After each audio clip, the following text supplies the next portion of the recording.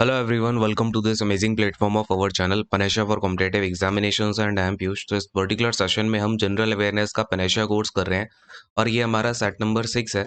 इसके अलावा अगर आपने पहले के सेट 5 तक नहीं किया है और आपका कोई अभी आने वाले एग्जामिनेशन में CHSL का या CBT 2 है NTPC का या फिर आपका BIS का एग्जामिनेशन है, ESIC का एग्जामिनेशन है, इनमें से कोई भी एग्जामिनेशन है आपका, तो आपको ये स्टार्टिंग के सेट जो 5 सेट है वो तो करके आने ही है। बहुत सारी चीज़ें मैंने कवर कराई हैं जो कि आपके लेटेस्ट एग्जामिनेशंस हुए हैं।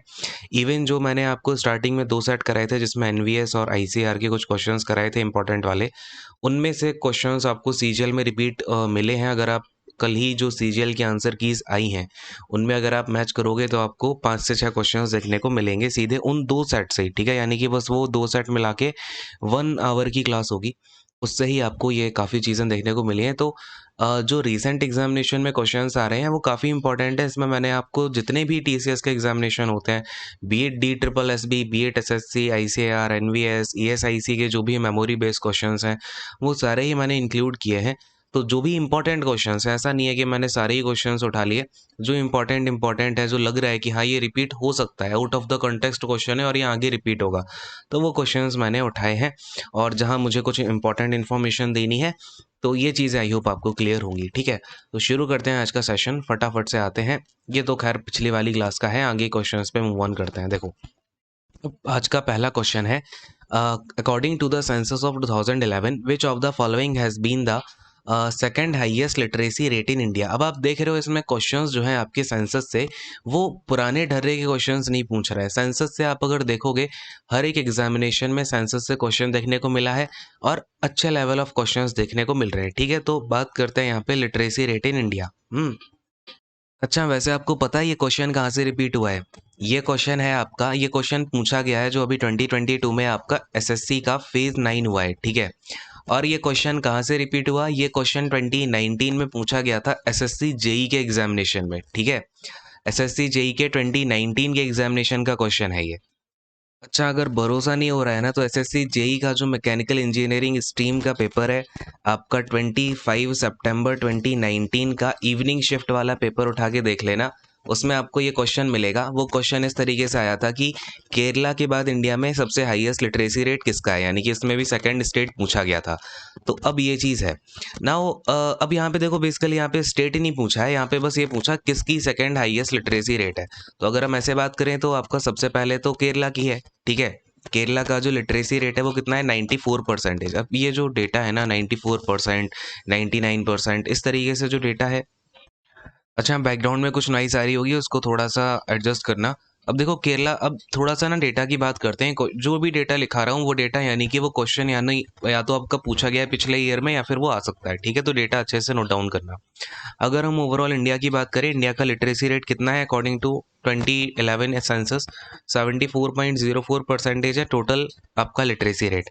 अगर हम मेल की बात करें तो मेल का जो लिटरेसी रेट है वो 82.14%।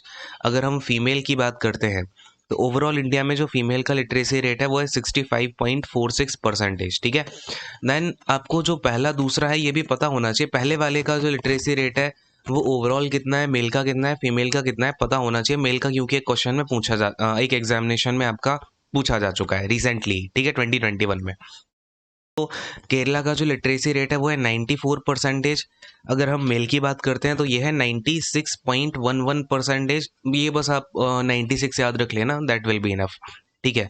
देन आपका जो फीमेल का रेशियो है वो है परसेंटेज है वो है 92%। यानी कि मेल है 96% आपके लिटरेट, फीमेल है 92% लिटरेट, और यहाँ पे केरला का ओवरऑल है 94। अच्छा, अगर हम सेकंड नंबर पे बात करें लिटरेसी में तो आता है लक्षद्वीप, ठीक है? लेकिन आपको पता है लक्षद्वीप क्या है? एक यूनियन टेरिटरी है। तो अगर आपसे क्वेश्चन कभी ऐसा पूछा जाए कि सेकंड नंबर का स्टेट कौन सा है, ये तो सेकंड नंबर पे आपसे स्टेट या यूटी कुछ मेंशन नहीं किया, तो आपका लक्षद्वीप आंसर हो गया इस गिवन क्वेश्चन में, तो लक्षद्वीप इज राइट आंसर। लेकिन अगर आपसे पूछ लिया जाए स्पेशली कि सेकंड स्टेट कौन सा है, तो पता होना चाहिए सेकंड स्टेट है मिजोरम, ठीक है? मिजोरम की जो लिटरेसी रेट है वो है 91.33%, और जो लक्षद्वीप की लिटरेसी रेट है वो है 91.85%, ठीक है? इतनी सी बात क्लैरिफाइड है क्या कि सबसे पहला जो स्टेट है वो है केरला। सबसे पहला अगर यूनियन टेरिटरी पूछ लिया जाए तो आंसर क्या हो जाएगा? लक्षद्वीप। सबसे सेकंड वाला स्टेट पूछ लिया जाए तो आपका हो जाएगा मिजोरम। देन अगर आपसे यहाँ पे पूछ लिया जाए कि सेकंड यूनियन टेरिटरी कौन सी है, ये क्वेश्चन आने की प्रोबेबिलिटी है, अभी तक आया नहीं है, तो हो जाएगा आपका दमन एंड दीव। ठीक है, सेकंड वाला यूनियन टेरिटरी कौन सा आ जाएगा आपका, दमन एंड दीव। ये तीनों तो वैसे आपके नंबर पे ही हैं, पहला नंबर, दूसरा नंबर, तीसरा नंबर, लेकिन दमन एंड दीव वैसे आपका 6th नंबर पे आता है, लेकिन सेकंड यूनियन टेरिटरी है जो सबसे ज़्यादा लिटरेट है। दमन एंड दीव का जो लिटरेसी रेट है वो है 87.10% अकॉर्डिंग टू द 2011 सेंसस।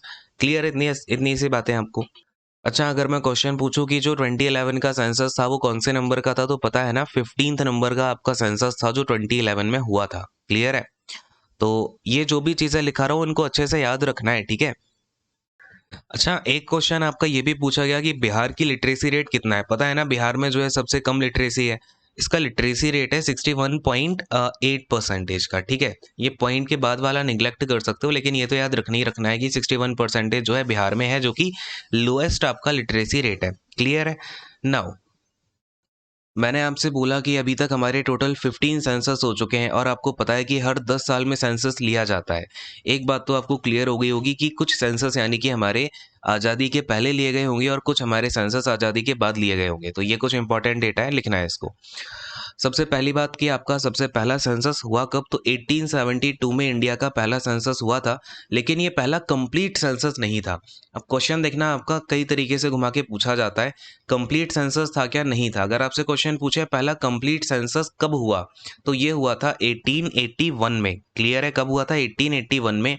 और इस टाइम पे आपका जो वाइसरॉय था वो कौन था, मेयो था। ठीक है ना, लॉर्ड मेयो भी मिलेगा, बट जो आपका वाइसरॉय का नाम था वो था मेयो।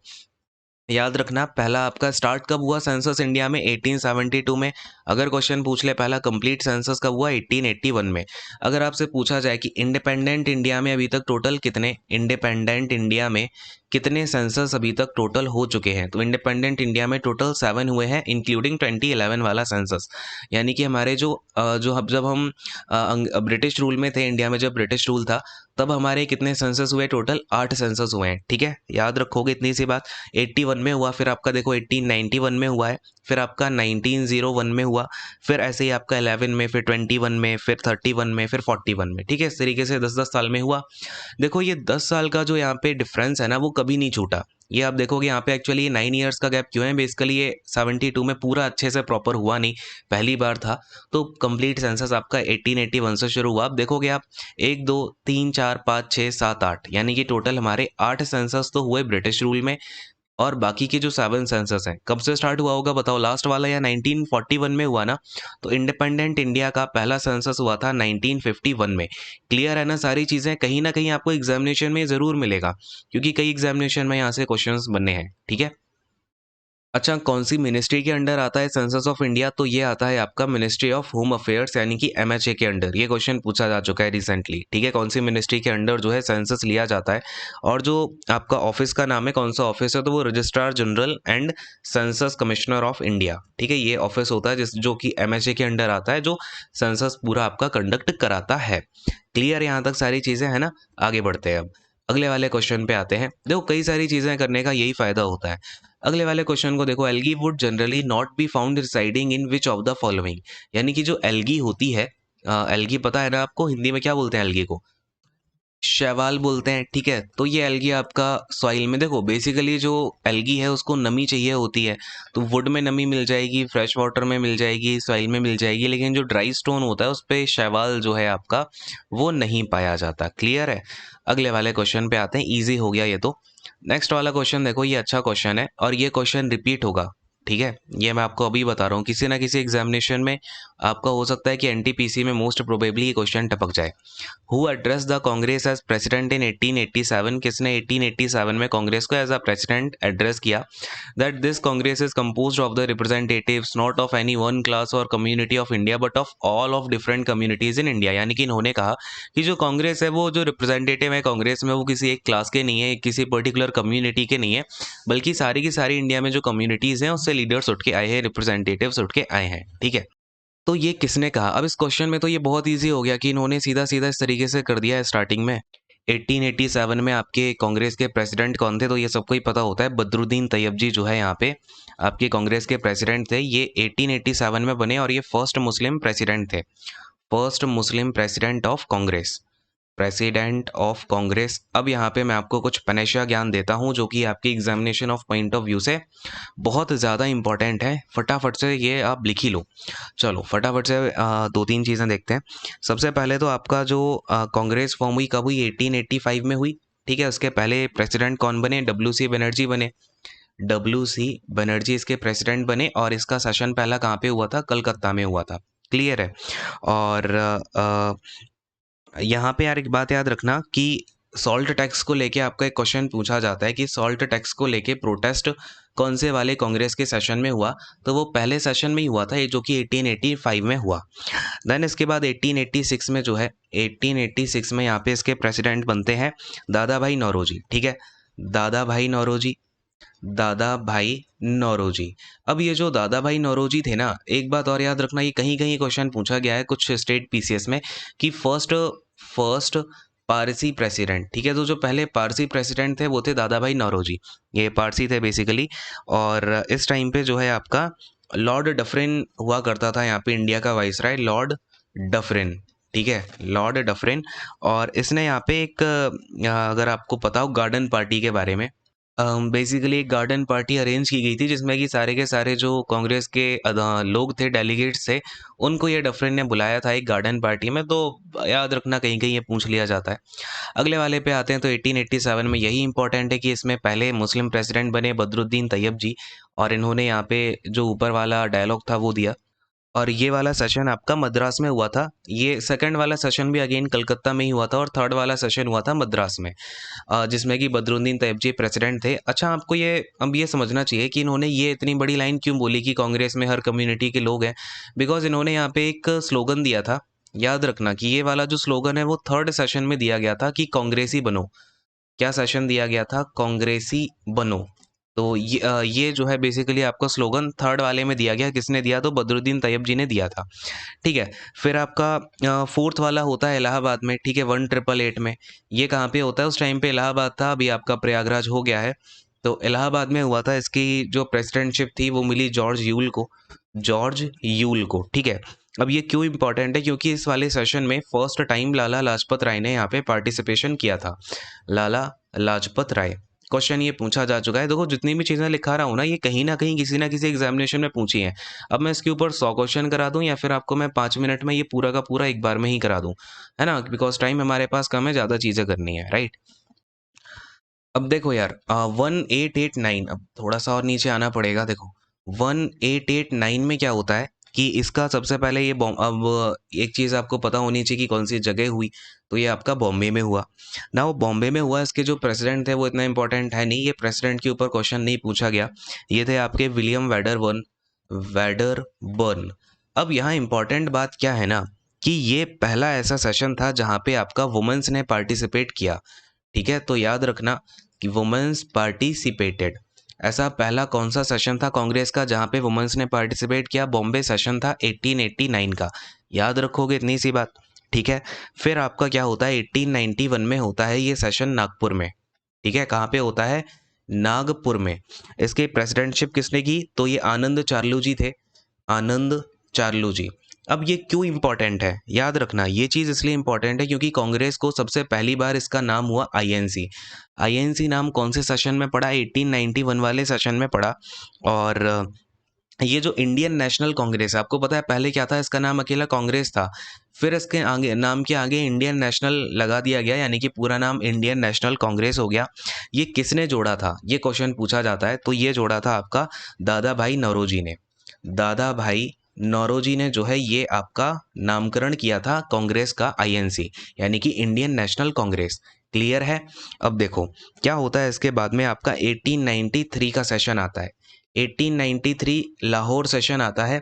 ये जो चीज़ें बता रहा हूँ ना यार, ये बहुत क्रिस्प वे में है, इससे ज़्यादा क्रिस्प वे में आपको कहीं किसी बुक में मिलेगा भी नहीं। लाहौर में होता है। लाहौर में इसकी प्रेसिडेंटशिप अगेन दादा भाई नौरोजी को मिलती है। मैं डीबीएन लिख रहा हूँ, दादा भाई नौरोजी। ठीक है, अब इस सेशन में क्या होता है कि इंडिया में पहले जो इंडिया के सिविल सर्विसेज एग्जामिनेशन होते थे ना, वो इंडिया में नहीं होते थे, तो इनसे ये कहा गया, यहाँ पे ये मांग की गई कि जो सिविल सर्विस के एग्जामिनेशन है वो आप कहाँ कराओगे, इंडिया में ही कराओगे अगर इंडिया का है तो। ठीक है, ये चीज़ हो गई। नाउ अब देखो, इसके बाद अपने लिए जो इम्पोर्टेंट सेशन है ना वो 1906 वाला है। अरे यार ये जगह तो बची नहीं है। 1906 में क्या होता है ना कि 1906 का सबसे पहले तो सेशन हुआ आपका कलकत्ता में।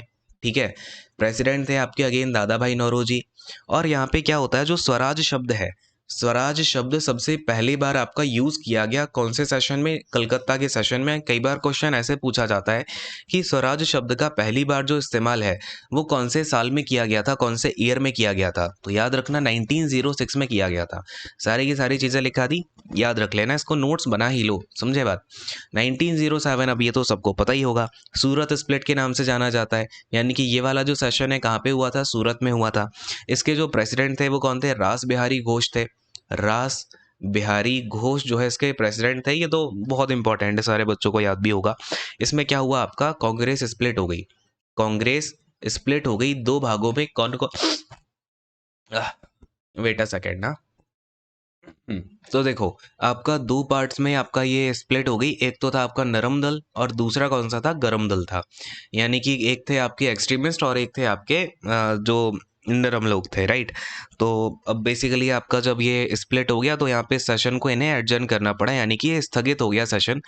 अब आपके सामने जो इम्पोर्टेंट आता है वो आता है आपका 1911 का सेशन, है ना। 1911 में क्या हुआ, ये सेशन अगेन आपका कलकत्ता में होता है। कलकत्ता, कलकत्ता में होता है। इसके प्रेसिडेंट याद रखना, रिसेंट एग्जाम में ही पूछा गया है। इसके प्रेसिडेंट थे बिशन नारायण देव। ठीक है, कौन थे, बिशन नारायण देव। बिशन नारायण देव थे। अब इस सेशन में इंपॉर्टेंट बात हुई क्या कि इस सेशन में फर्स्ट टाइम जो जनगण मन है, क्या है आपका, जन गण मन, ये आपका पहली बार गाया गया कौन से सेशन में, 1911 के। ठीक है, अब इसके बाद आता है आपका 1916 का सेशन, है ना, जो कि आपका लखनऊ में हुआ था। अरे यार वेट अ सेकेंड ना।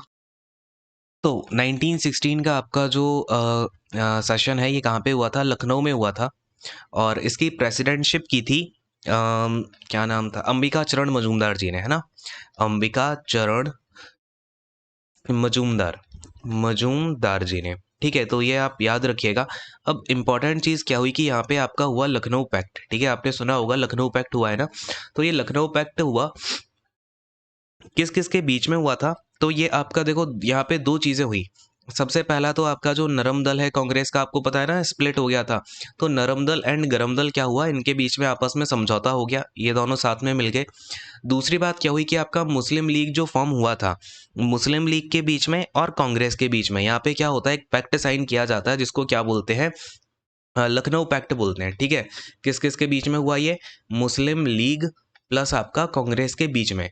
अब बेसिकली किस बात पे ये पैक्ट का जो मेन पॉइंट था वो ये था कि जो मुस्लिम्स थे या जो मुस्लिम लीग था उनकी डिमांड थी कि हमको भी यहाँ पे जो रिप्रेजेंटेशन दिया जा रहा है, यानी कि जो भी आप बेसिकली अपना रिप्रेजेंटेशन दे रहे हो उसमें जो रिलीजियस माइनॉरिटीज़ है, यानी कि जो मुस्लिम कम्युनिटी है उसको भी कुछ परसेंटेज ऑफ क्वांटम दिया जाए, यानी कि कुछ परसेंटेज यहाँ पे आपकी डिसाइड की गई कि ये जो है आपके मुस्लिम कम्युनिटी को दी जाएगी। ठीक है, इस तरीके की यहाँ पे चीज़ें हुई।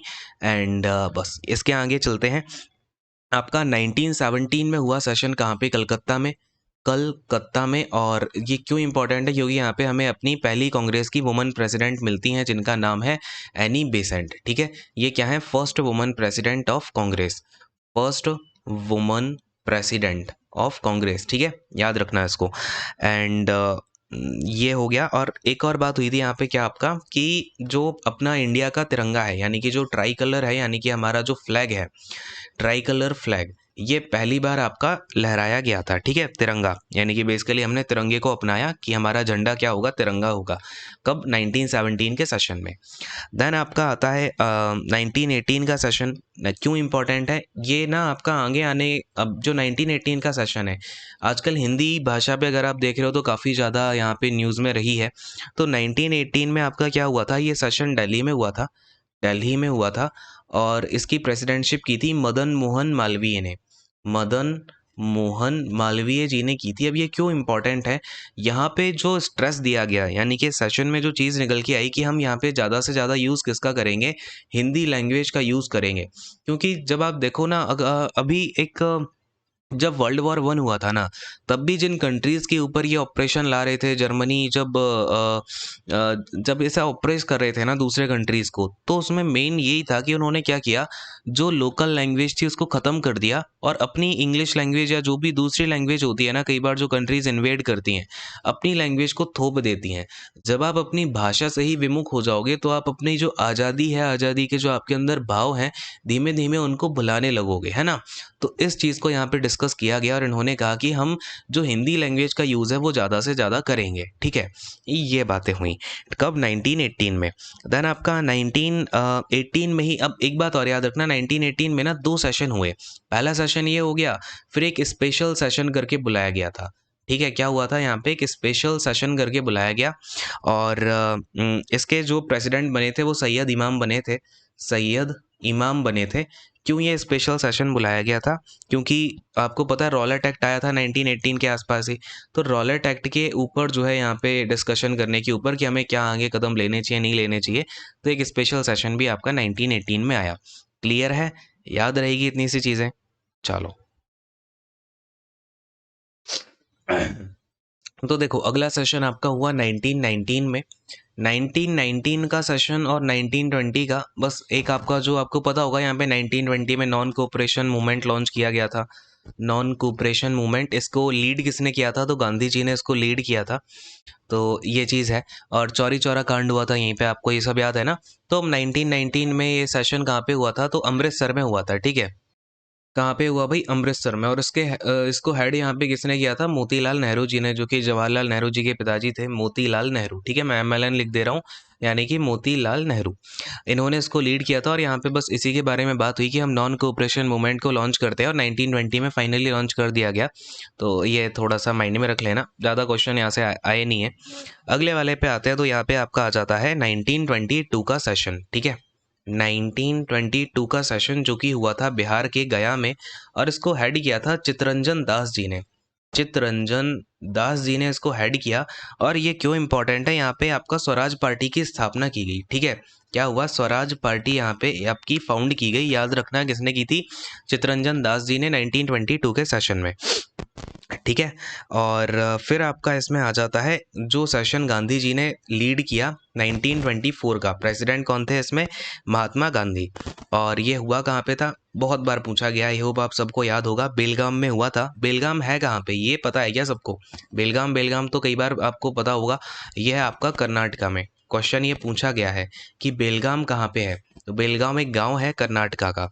और इसको यहाँ पे 1924 में कांग्रेस की प्रेसिडेंटशिप की थी इस सेशन की, मोहनदास करमचंद गांधी जी ने।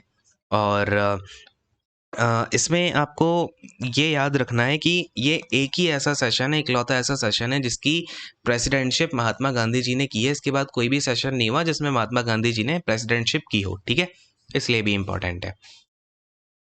अब आते हैं 1925 पे। ठीक है, थोड़ा सा नीचे आते हैं। देखो 1925 में क्या हुआ, ये सेशन होता है आपका कानपुर में। और यहाँ दो तीन इंपॉर्टेंट बातें हुई। सबसे पहले तो इसकी जो प्रेसिडेंटशिप थी वो किसने की? सरोजनी नायडू ने की।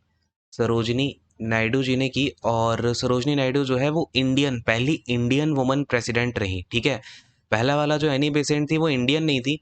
तो पहला अगर आपसे क्वेश्चन ऐसा पूछा जाए कि first Indian woman president of Congress, तो ये हो जाएंगी आपकी सरोजनी नायडू। ठीक है, अब इसी सेशन में क्या हुआ कि आपको हिंदी जो थी आपकी वो नेशनल लैंग्वेज की तरह इसको यूज़ करने का प्रपोजल किया गया। कैसे? राष्ट्रीय भाषा, यानी कि इसको क्या बोला गया, हिंदी हमारी क्या है? नेशनल लैंग्वेज है। यहाँ पे इस चीज़ का डिक्लेरेशन हुआ। ठीक है, और यहीं पे जो है आपका पहली बार विजय विश्व तिरंगा प्यारा, विजय विश्व तिरंगा प्यारा, ये गाया गया आपका पहली बार इसी सेशन में। तिरंगा प्यारा, प्यारा। ठीक है, तो ये चीज़ जो है आपको यहाँ पे दो तीन याद रखनी है 1925 सेशन से रिलेटेड। अब आगे आते हैं और 1929 पे आते हैं। ठीक है, 1929 ये सेशन कहाँ पे हुआ? आपका लाहौर में हुआ। और इसकी जो प्रेसिडेंटशिप थी ये की पंडित जवाहरलाल नेहरू जी ने। किसने की भाई यहाँ पे? ये पंडित जवाहरलाल नेहरू। और यहाँ पे क्यों इम्पोर्टेंट है? क्योंकि यहाँ पे क्या बोला गया, हमारा जो गोल है यानी कि हमारा जो लक्ष्य है वो है पूर्ण स्वराज। हमें क्या चाहिए है भाई? पूर्ण स्वराज चाहिए, इससे कम कुछ नहीं, यानी कि हमें कंप्लीट इंडिपेंडेंस चाहिए है। क्लियर है? अब अगले वाले पे आते हैं। तो आपका अगला सेशन जो हुआ है वो 1931 में हुआ। और ये इम्पॉर्टेंट है काफ़ी, क्योंकि ये कहाँ पे हुआ? सबसे पहले तो ये याद रखो यार, कराची में हुआ। और इसको हेड किया सरदार वल्लभ भाई पटेल जी ने। सरदार वल्लभ भाई वल्लभ भाई पटेल जी ने। अब देखो यहाँ पे ये क्यों इम्पोर्टेंट है, क्योंकि सबसे पहली बार जो आपके फंडामेंटल राइट की डिमांड है, किसकी? फंडामेंटल राइट कि हमारे पास क्या होने चाहिए, कुछ फंडामेंटल राइट्स होने चाहिए, इसकी डिमांड पहली बार आपके 1931 सेशन में ही की गई। और इस सेशन में ही जो आपका गांधी इरविन पैक्ट था, इसको एक्सेप्ट कर लिया गया कांग्रेस के द्वारा भी, कि हम क्या करते हैं, गांधी इरविन पैक्ट को एक्सेप्ट कर लेते हैं। पता है ना गांधी इरविन पैक्ट के बारे में? नहीं पता है तो उसको लिख लो, क्वेश्चन यहाँ से बहुत बनते हैं। गांधी इरविन पैक्ट हुआ था आपका 5 ऑफ मार्च 1931 में। ठीक है, कब हुआ था? 5 ऑफ मार्च 1931 में हुआ था। ये हुआ था आपका सेकंड राउंड टेबल कॉन्फ्रेंस हुई थी ना, पता है ना, राउंड टेबल कॉन्फ्रेंसेस हुई थी। और जो सेकंड राउंड टेबल कॉन्फ्रेंस हुई, इसमें गांधी जी ने पार्टिसिपेट किया। कहाँ पे हुई थी? तो ये लंदन में हुई थी। और इसमें गांधी जी जाते हैं और जो लॉर्ड इरविन होते हैं, इन दोनों के बीच में पैक्ट साइन होता है। क्या पैक्ट साइन होता है? कि कांग्रेस क्या करेगी, जो अपना सिविल डिसोबीडियंस मूवमेंट चल रहा था, सिविल डिसओबेडियंस मूवमेंट, ये इसे क्या करेंगे, वापस ले लेंगे, यानी कि सिविल डिसओबेडियंस मूवमेंट को ख़त्म कर देंगे। इसके बदले जो ब्रिटिश सरकार है वो क्या करेगी कि जो भी ऐसे करीबन 19,000 ऐसे लोग थे जिनको जेल में डाल दिया गया था, ये बोल के कि तुम वायलेंस कर रहे हो, ये वो ऐसे झूठे चार्जेस लगा के उनको जेल से रिलीज़ कर दिया जाएगा। और आगे जो है ब्रिटिश सरकार आपका जो भी इंडियन के हित में होगा, इंडियन के इंटरेस्ट में होगा, वो काम करेगी। ठीक है, इस तरीके का यहाँ पे ये पैक्ट बना। याद रखोगे इतनी सी चीज़ें। आगे बढ़ते हैं। देखो, अब बात आती है 1939 की। ठीक है, 1939 बहुत इंपॉर्टेंट ईयर है। इस ईयर में क्या हुआ आपका? ये हुआ था त्रिपुरी में। वैसे अगर हम बात करें कि ये सेशन का हुआ त्रिपुरी में, जो कि आपका मध्य प्रदेश में पड़ता है। इसके जो प्रेसिडेंट थे वो थे सुभाष चंद्र बोस जी। सुभाष चंद्र बोस जी। और इस सेशन में क्या होता है ना कि जो सुभाष चंद्र बोस जी होते हैं वो इस्तीफा दे देते हैं। ठीक है, ये क्या करते हैं, रिज़ाइन कर देते हैं अपने प्रेसिडेंटशिप से, या कांग्रेस से भी ये रिज़ाइन कर देते हैं, इनके विचार नहीं मिलते। और यहाँ पे ये फॉर्म करते हैं all India Forward Bloc party का।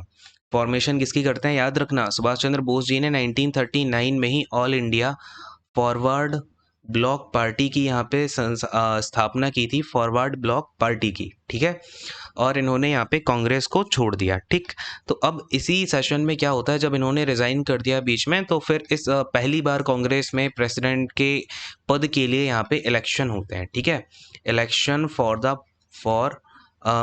President in Congress, for the president in Congress. तो कांग्रेस में प्रेसिडेंट की पोस्ट के लिए या फिर प्रेसिडेंटशिप के लिए बेसिकली पहली बार इलेक्शन करवाए जाते हैं। और यहाँ पे जो न्यू प्रेसिडेंट बन के आते हैं इस सेशन में, फिर न्यू प्रेसिडेंट बन के जो आते हैं, ये आते हैं डॉक्टर राजेंद्र प्रसाद। ठीक है, डॉक्टर राजेंद्र प्रसाद। तो ये चीज़ें आपको याद रखनी है। पहले कौन थे? सुभाष चंद्र बोस जी थे, इन्होंने यहाँ पे रिज़ाइन कर दिया। तो फिर नए प्रेसिडेंट इलेक्शन के बाद बन के आते हैं डॉक्टर राजेंद्र प्रसाद। कांग्रेस के अंदर ही यहाँ पे इलेक्शंस होते हैं, कौन किसको प्रेसिडेंट बनाना चाहता है, तो अल्टीमेटली यहाँ पे राजेंद्र प्रसाद जी बन जाते हैं। ठीक, अगले वाले पे आते हैं। नाउ 1940 का जो सेशन है, 1940 का सेशन क्यों इंपॉर्टेंट है, याद रखना। सबसे पहले ये हुआ कहाँ पे? तो भाई रामगढ़ में हुआ। रामगढ़ तो पता ही होगा कहाँ पे है, ये आपका महाराष्ट्र में है। इसके जो प्रेसिडेंट थे वो थे मौलाना अबुल कलाम आज़ाद। मौलाना अबुल कलाम आज़ाद, अबुल कलाम आज़ाद। ठीक है, अब बेसिकली ये जो सेशन था, इसमें आपका आगे जो क्विट इंडिया मूवमेंट चलाना था इनको। ठीक है, क्विट इंडिया मूवमेंट, इसका पूरा यहाँ पे जो इंफ्रास्ट्रक्चर था वो तैयार किया गया कि हम किस तरीके से क्विट इंडिया मूवमेंट को चलाएंगे। अब ये क्यों इंपॉर्टेंट है? क्योंकि अगले जो 6 ईयर्स है, यानी कि 1941 से लेके 1945, टोटल 6 ईयर्स तक यहाँ पे कोई भी कांग्रेस का सेशन नहीं हुआ। ठीक है, याद रखना, कौन से 6 साल हैं ऐसे जहाँ पे कांग्रेस का सेशन नहीं हुआ, 1941 से लेके 45 तक। क्लियर है क्या इतनी सी बात? बोलो हाँ। अच्छा, ये क्विट इंडिया मूवमेंट के बारे में पता है ना? चलो यार ये भी बता ही देता हूँ। Quit India movement, quit India movement, ये इंडिया को आप लिख लेना, आई एम लिख देता हूँ मैं इसको, क्विट इंडिया मूवमेंट। ये आपका ऑफिशियली जैसे क्या होता है ना, इसकी पहले रूपरेखा मैंने आपको बताया, एक इंफ्रास्ट्रक्चर पूरा तैयार किया गया। फिर गांधी जी ने कहा मार्च में कि चलो ठीक है इसको लॉन्च करेंगे। फिर इसको ऑफिशियली पास कर दिया गया कांग्रेस के सभी लीडर्स के द्वारा 8 अगस्त 1942 में। ठीक है, तो ये याद रखना, 8 अगस्त 1942 में क्या हुआ आपका, ऑफिशियली लॉन्च होता है क्विट इंडिया मूवमेंट। और फिर आपको याद है ना, इसी टाइम पे वर्ल्ड वॉर भी चल रहा था, तो ये एक बहुत बड़ी अपॉर्चुनिटी थी यहाँ पे इंडिया के लीडर्स के पास कि हम क्या करें, अंग्रेज़ों को पूरा खदेड़ दें, क्योंकि वर्ल्ड वॉर में आपको पता ही है अंग्रेज़ों की भी कमर टूट रही थी। तो यहाँ पे क्या हुआ, ये आपका क्विट इंडिया मूवमेंट को लॉन्च किया गया। अब जैसे ही ये पूरा ऑल ओवर इंडिया यहाँ पे लॉन्च किया गया, यानी कि ये इसमें ना आपके जितने भी आर्मी में इंडियंस थे, गवर्नमेंट ऑफिसर्स में इंडियंस थे, सबको यहाँ पे साथ में लिया गया, कुछ इंस्ट्रक्शंस दिए गए यहाँ पे गांधी जी के द्वारा, एक सेट ऑफ इंस्ट्रक्शंस बनाया गया। हेड यहाँ पे कौन कर रहे थे, इसके लीडर कौन थे, मूवमेंट के गांधी जी थे। अब हुआ क्या कि जब ये मूवमेंट लॉन्च हुआ तो ब्रिटिश गवर्नमेंट ने सीधा अगले ही दिन क्या किया, गांधी जी को और जितने भी मेजर लीडर्स थे इनको जेल में डाल दिया। ओवर 1 लाख लोगों से भी ज़्यादा, कितने हो गए ये, 1 लाख हो गए ना, तो 1 लाख लोगों से भी ज़्यादा जो है आपके वो जेल में डाल दिए गए। तो इस मूवमेंट का जो रिस्पॉन्स था वो और भी बढ़ गया, लोगों के अंदर एजिटेशन बहुत ज़्यादा बढ़ गया। और यहाँ पे गांधी जी को जेल में डाला गया, और गांधी जी को याद रखना जेल से छोड़ा गया था 1944 में। ठीक है, उनकी हेल्थ इश्यूज़ के लिए। लेकिन यहाँ पे ये 2 ढाई साल तक ना, यहाँ पे बहुत बड़ा मूवमेंट ये पूरा 2 साल तक चलता रहा।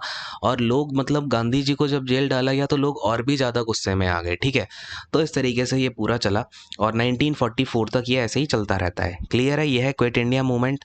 अब यहाँ पे जो है आपका बेसिकली, अब मैंने बताया 1945 का कोई सेशन हुआ नहीं, क्योंकि मेजर कांग्रेस लीडर जो है वो कहाँ पे थे, जेल में उनको डाल दिया गया था, या फिर पूरा ये मूवमेंट चल रहा था पूरे इंडिया में, इसीलिए ये कांग्रेस सेशंस नहीं हुए। अब रीज़न क्लियर है ना।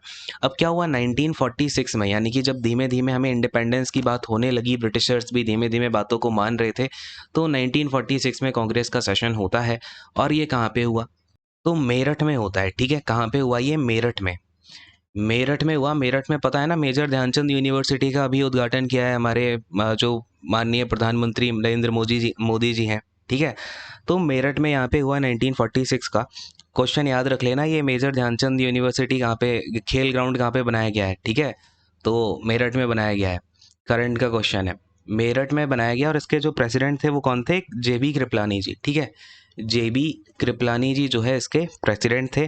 देन आपको बस यार इतना ही याद रखो, और तो क्या ही रखोगे। फिर लास्ट सेशन जो हुआ वो 1948 में हुआ, आज़ादी हमें मिली गई थी 1948 में। होता है इसके थे क्या नाम था सर का, पट्टाभी सीतारमैया जी। ठीक है, पट्टाभी सीतारमैया, सीता रमैया जी ने जो है इसको हेड किया यहाँ पे, और ये जयपुर में ये सेशन होता है लास्ट वाला आपका। और फिर हमें यहाँ पे इंडिपेंडेंस वगैरह मिली जाती है। फिर यहाँ पे कमेटीज़ जो है कई सारी बनती हैं, और आपको पता ही है फिर आगे जो है हमारा इंडिपेंडेंस का काल आ गया। फिर पॉलिटी में आपका आगे के सेशंस चलेंगे। ठीक है, कि आगे क्या क्या हुआ, क्या कमेटी बनी, कॉन्स्टिट्यूशन का फॉर्मेशन होता है। ठीक है, तो ये सब चीज़ें उसमें देखेंगे। फाइनली आपका ये जो इंडियन नेशनल कांग्रेस है, इससे ज़्यादा क्वेश्चन आपको कहीं से देखने को नहीं मिलेगा। इतना कर लेना, it is more than enough, या समझ लो यही है जो है। ठीक है, एएनसी के बारे में एनटीपीसी सीबीटी 2 वाले बच्चे जो है ना, ये करके ही जाना, एनी हाउ पूरा याद कर लेना। ठीक है, क्वेश्चन अगर आया तो यहीं से आएगा, नहीं आया तो फिर कोई बात ही नहीं है। ठीक है, चलो एंड करते हैं सेशन को फिलहाल यहीं पे। बाकी ये जो क्वेश्चंस हैं और उनकी जो डिटेलिंग है वो यार अब अगले सेशन में ही करेंगे, यानी कि कल वाले में। ठीक है, तो एंड करते हैं सेशन को। थैंक यू सो मच, अच्छे से पढ़ते रहिए, आगे बढ़ते रहिए। God bless you all, take care and bye bye.